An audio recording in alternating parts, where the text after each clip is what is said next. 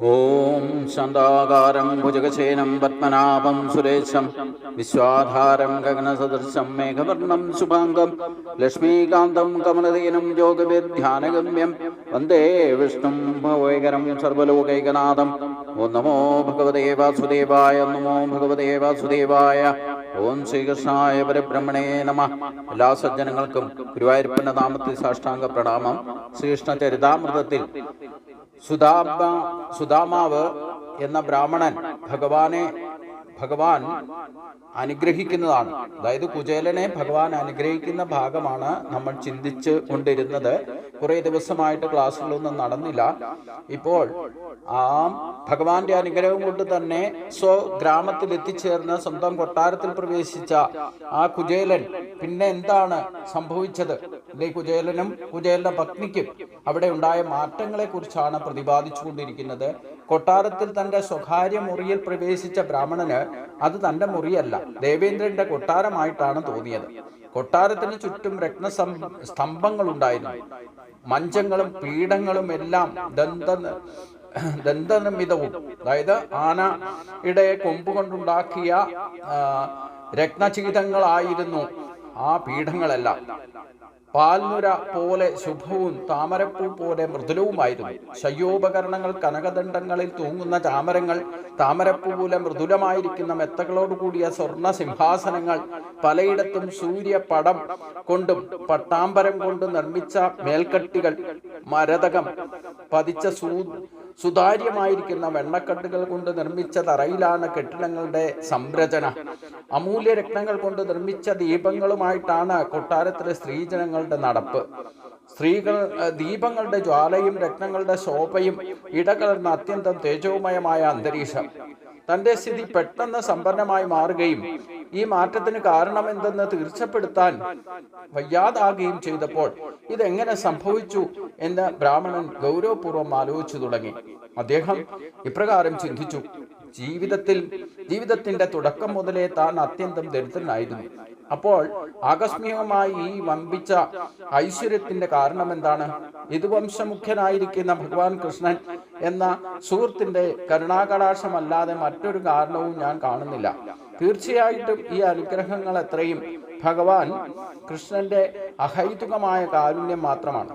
ആത്മാരാമനും ലക്ഷ്മി ദേവിയുടെ ഭർത്താവുമായിരിക്കുന്ന ഭഗവാൻ സദാ 6 ഐശ്വര്യങ്ങളും തികഞ്ഞവനാണ്. തന്റെ ഭക്തന്റെ മനസ്സിൽ അദ്ദേഹത്തിന് എല്ലാം തികഞ്ഞവനാണ് ഭഗവാൻ. തന്റെ ഭക്തന്റെ മനസ്സറിയാൻ അദ്ദേഹത്തിന് മാത്രമേ കഴിയൂ. ഭക്തന്റെ അഭിലാഷങ്ങൾ ധാരാളമായിട്ട് അദ്ദേഹം നിറവേറ്റി കൊടുക്കുകയും ചെയ്യും. ഈ കണ്ടതൊക്കെ എൻ്റെ സുഹൃത്തായ ഭഗവാൻ കൃഷ്ണന്റെ പ്രവർത്തനങ്ങളാണ്.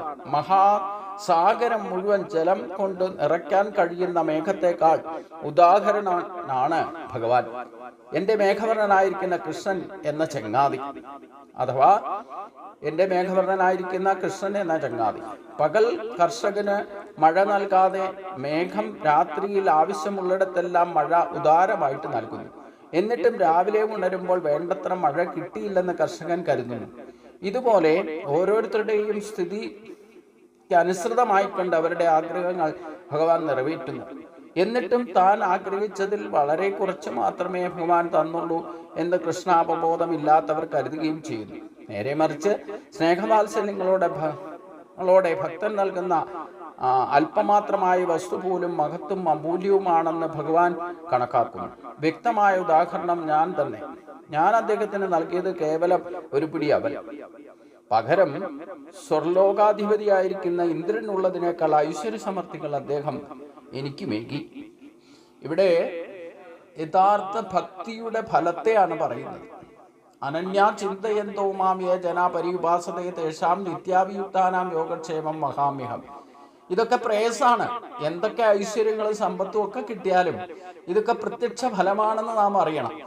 അതാണ് യഥാർത്ഥത്തിൽ ഭക്തിയോഗ സിദ്ധിയിലൂടെ ലഭിക്കുന്ന ജ്ഞാനത്തിൽ നിന്ന് മനസ്സിലാക്കണം. പക്ഷേ ആ ഒരു സിദ്ധിയിലേക്ക്, അഥവാ യഥാർത്ഥ ജ്ഞാനം ലഭിക്കണമെങ്കിൽ ഇത്തരത്തിൽ പല പ്രാവശ്യം പല ജന്മങ്ങളിൽ ഇത്തരത്തിൽ അനുഭവങ്ങൾ ഉണ്ടാകുമ്പോൾ മാത്രമേ നമ്മൾ യഥാർത്ഥത്തിൽ പഠിക്കൂ. അത് ചിലപ്പോൾ പക്വത വരുന്ന ഒരു ജന്മത്തിൽ മാത്രം ഉണ്ടാവുകയില്ല. ഭക്തി തന്നെ ഉണ്ടാകുന്നത് നമ്മുടെ ഈശ്വരീയ ശക്തിയുടെ ആ ജീവാത്മാവിൻ്റെ ശക്തി അഥവാ ആത്മശക്തി മൂലാധാരത്തിൽ നിന്ന് ഹൃദയകമലം വരെ 3 സ്റ്റേജ്, അതായത് മൂലാധാരം, സ്വാധിഷ്ഠാനം, മണിപൂരകം കടന്ന്, അതായത് 3 ഘട്ടങ്ങൾ കടന്ന് അനാഹതത്തിലേക്ക് ഹൃദയകമലത്തിൽ എത്തുമ്പോഴാണ് യഥാർത്ഥ ഭക്തിയുടെ ഭാവം പ്രേയസ്കരമായിട്ട് പോലും പ്രത്യക്ഷ ഭക്തി, പ്രകടന ഭക്തി പോലും നമുക്ക് ഉണ്ടാകണമെങ്കിൽ അതിനുള്ള തോന്നൽ വരെ ഉണ്ടാകണം എന്നുണ്ടെങ്കിൽ ഈശ്വര ശക്തിയുടെ, അതായത് ആത്മശക്തി അനേക ജന്മങ്ങളിലൂടെ നമ്മുടെ ശക്തി ഉയർന്ന ഹൃദയകമലത്തിൽ അനാഹത ചക്രത്തിൽ എത്തുന്നത് വരെയാണ്. എത്തിയതിന് ശേഷമാണ് ഭക്തിയുടെ പ്രഭാവം നമ്മൾ വർദ്ധിക്കുക. ഈശ്വര വിചാരം തന്നെ യഥാർത്ഥത്തിൽ പ്രത്യക്ഷഭാവത്തിൽ പോലും പ്രകടമാകണമെങ്കിൽ ഈ ഒരു അവസ്ഥയിലെത്തണം. അത് തന്നെ അനേക ജന്മങ്ങൾ കടന്നിട്ടാണ് ഈ 3 ഘട്ടങ്ങൾ കടക്കുക എന്നർത്ഥം. അതിൽ തന്നെ സ്ഥിതം ചെയ്യുമ്പോഴാണ് നമുക്ക് ഇത്തരത്തിലുള്ള അനുഭവങ്ങൾ ഉണ്ടാകാം. ദരിദ്രനായിരുന്നയാളെ പെട്ടെന്നൊരു സുപ്രഭാതത്തിൽ അവൻ സമ്പന്നനായിട്ട് മാറാം. സമ്പന്നനായിരിക്കുന്നയാള് ഒരു സുപ്രഭാതത്തിൽ ദരിദ്രരായിട്ട് മാറാം. ഇങ്ങനെ അപ്പോഴൊക്കെ നമ്മുടെ ചിന്താഗതി ഇതൊക്കെ കിട്ടുമ്പോൾ ഈശ്വരൻ തരുന്നതാണെന്നോ, ഇല്ലെങ്കിൽ അതിൽ അഹങ്കരിക്കുകയും അതിൽ ഊറ്റം കൊണ്ടുകൊണ്ട് മറ്റാർക്കും കൊടുക്കാതെയൊക്കെ അത് കൈകാര്യം ചെയ്യുമ്പോഴാണ് കിട്ടുന്നതൊക്കെ നഷ്ടപ്പെടുന്ന അവസ്ഥയിൽ വരുന്നത്. ഇതൊക്കെ പ്രത്യക്ഷ ഫലങ്ങളാണ്. അപ്പൊ ഭക്തിയുടെ ഇവിടെ കുചേലന്റെ സ്ഥിതി തന്നെ കാണിച്ചു തരുന്നത് യഥാർത്ഥ ഭക്തന്റെ ആ പ്രേയസ് എങ്ങനെ ലഭിക്കുന്നുവെന്ന്. ഭഗവാന് നിസ്സാരമായ സംഗതി പോലും ലളിതമായിട്ട് സമർപ്പിച്ചാൽ അത് സന്തോഷത്തോടെ സ്വീകരിച്ച് അതിൻ്റെ 4 ഇരട്ടിയല്ല എത്രയോ ഇരട്ടിയാണ് ഇവിടെ കുചേലന് സർവ്വ ഐശ്വര്യങ്ങളും കൊടുത്തത്. സദാ തദ്ഭാവ ഭാവിതാക, നമ്മുടെ ഇഷ്ടഭൂതങ്ങളെയൊക്കെ ഭഗവാന്റെ ഇച്ഛയ്ക്ക് അനുസരിച്ചുകൊണ്ട് നമ്മൾ ഈശ്വരനെ എപ്രകാരം ഭജിക്കുന്നുവോ ആ ഭജിക്കുന്ന സമയത്ത് നമ്മുടെ മനസ്സിലുള്ള നിസ്സാര ആഗ്രഹങ്ങൾ പോലും ഭഗവാൻ സാധിപ്പിച്ചു തരുന്നവനാണെന്നർത്ഥം. ആ കാരുണ്യത്തെയാണ് നമ്മൾ തിരിച്ചറിയേണ്ടത്. പക്ഷെ അത് ഒറ്റ പ്രാവശ്യം കൊണ്ടോ ഇല്ലെങ്കിൽ ഒരു ജന്മം കൊണ്ടോ ചിലപ്പം തിരിച്ചറിയില്ല, അനേക ജന്മങ്ങൾ വേണ്ടി വരും. ഇവിടെ ഒരു പിടി അവല് കൊടുത്തതിൻ്റെ പരിണിത ഫലം സർവ്വവിധ ഐശ്വര്യങ്ങളുമാണ് ഇവിടെ കുചേലന് ലഭിച്ചത്.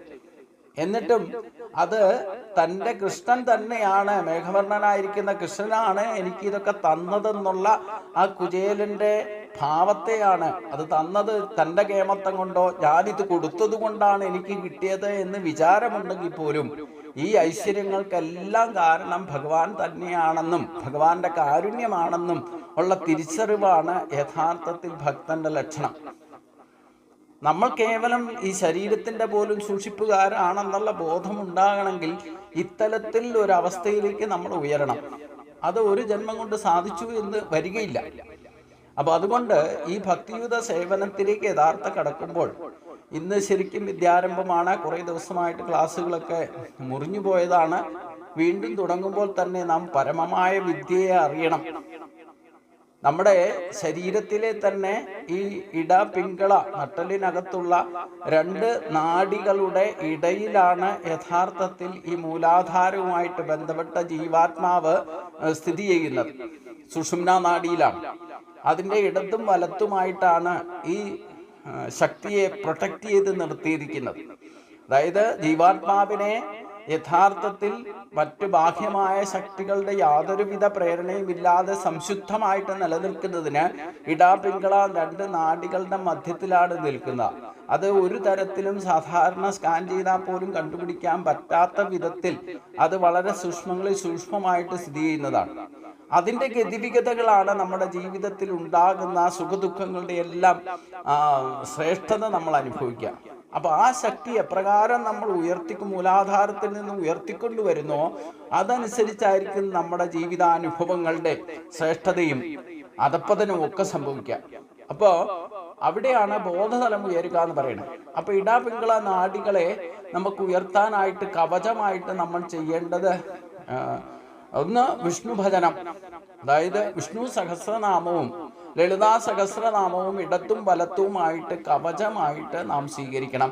അർദ്ധനാരീശ്വര ലക്ഷ്മിനാരായണ ഉമാമകേശ്വര സങ്കല്പത്തിലൊക്കെ സങ്കല്പിച്ചാൽ തന്നെ നമ്മുടെ ശരീരത്തിന്റെ ഇടത്തും വലത്തും ശക്തികളുടെ മധ്യത്തിൽ സ്ഥിതി ചെയ്യുന്ന സുഷുമ്നാ നാഡിയാണ് ആത്മസംരക്ഷണത്തിന്റെ മൂല സ്ഥാനം. അപ്പൊ അതിന് ഇതിനെ രണ്ടിനെയും സജീവമാക്കിയാൽ അത് ഉണരും. ഉണർന്നുമ്പോൾ ജ്ഞാനമാകുന്ന ആ ഭഗവാൻ പറഞ്ഞു തന്ന ഗീതാ തത്വങ്ങളെ ശരിക്കും ഉണർത്തുന്നതാണ് ശരിക്കും ഇതിൻ്റെ ഉദ്ദേശ ലക്ഷ്യം. അപ്പം പരമമായ വിദ്യ ബ്രഹ്മസ്വരൂപമാണ്. ഗീതാമേ പരമാവിദ്യ ബ്രഹ്മരൂപന സംശയ എന്ന് ഭഗവാൻ ഗീതാ മഹാത്മ്യത്തിൽ പറയുന്നുണ്ടെങ്കിൽ, അവിടെ ഇടപെങ്കള നാഡിയുടെ മധ്യത്തിൽ സുഷുമ്നാ നാഡിയിലാണ് ഈ പറയുന്ന പരമമായ വിദ്യ സ്ഥിതി ചെയ്യുന്നത്. ജ്ഞാനസ്വരൂപമാണ് ജീവാത്മാവ്. ആ ആത്മാവിനെ ഉണർത്തിക്കൊണ്ടുവരണമെങ്കിൽ രാവിലത്തെ സമയം വിഷ്ണു സഹസ്രനാമം കൊണ്ടും വൈകുന്നേരമെങ്കിലും രണ്ടും ഒരേപോലെ ഇടതും വലതുമായിട്ട് കവചമായിട്ട് ഉണർത്തിക്കൊണ്ട് ആത്മാവിനെ ഉണർത്തിക്കൊണ്ടുവരാൻ മറ്റൊരു ഉപാധിയും ആവശ്യമില്ല. വിഷ്ണു സഹസ്രനാമം സ്വയം കേൾക്കാവുന്ന ശബ്ദത്തിൽ നട്ടല് നിവർത്തിയിരുന്ന് ജപിക്കുക. വൈകുന്നേരത്തെ സമയം പറ്റുമെങ്കിൽ ലളിതാ സഹസ്രനാമം ജപിക്കുക. അപ്പൊ ഇടതും വലത്തും പിങ്കള നാഡികൾക്ക് ഉത്തേജനം നൽകുന്നതനുസരിച്ചുകൊണ്ട് അത് നിത്യയുക്തമായിട്ട് ചെയ്യുന്നവർക്ക് മറ്റൊരു ഭൗതികമായിട്ടുള്ള യാതൊരു വസ്തുക്കളും ഈ ഒരു കാര്യത്തിന് ആവശ്യമില്ല. നമ്മളെ മനസ്സ് മാത്രം മതി.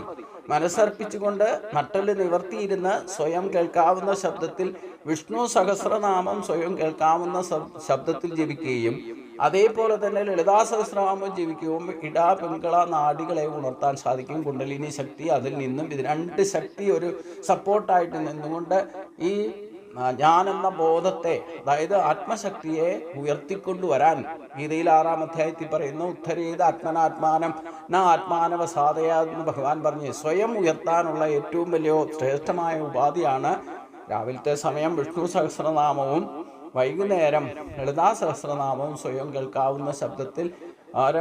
ഈ രണ്ട് മാർഗം ഉത്തമമായിരിക്കുന്ന ഒറ്റമൂലിയാണ്. എന്തിനു വേണ്ടിയിട്ട്?